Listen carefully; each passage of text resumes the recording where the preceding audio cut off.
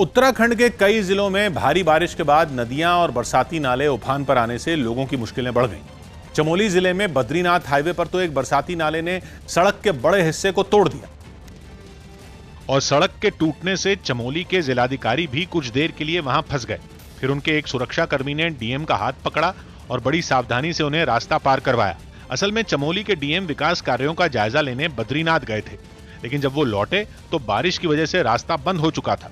सैलाब की एक डराने वाली तस्वीर ऋषिकेश से भी सामने आई, जहां उफान पर बह रही बीन नदी को पार करते वक्त एक शख्स उसके बीच में फंस गया।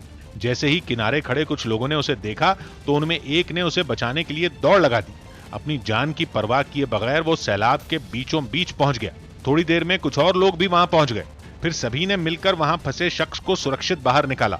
बताया गया कि बारिश के बाद उफान पर आई बीन नदी ने वहां के कई रास्ते भी तोड़ दिए, जिससे आसपास के गांव वालों की मुश्किलें बढ़ गईं।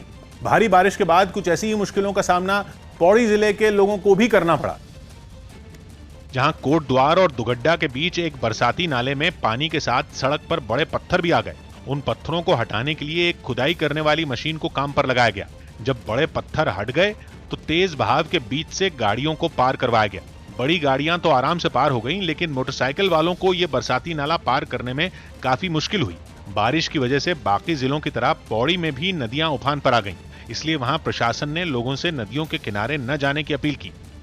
सौभाग्य की बात यह कि उत्तराखंड में बारिश के हर दौर के बाद पहाड़ और सड़कों का टूटना आम बात हो गई है, जिनसे चमोली समेत 11 जिलों के 350 से ज्यादा गांवों का वजूद खतरे में, क्योंकि पहाड़ और सड़कों का मलबा घरों को दफन करने लगा। और ये बात उत्तराखंड सरकार ने भी मान ली है कि इन गांवों को कहीं और बसाना जरूरी है, लेकिन इतने बड़े पैमाने पर गांवों को कहां बसाया जाएगा, इसका जवाब किसी के पास नहीं।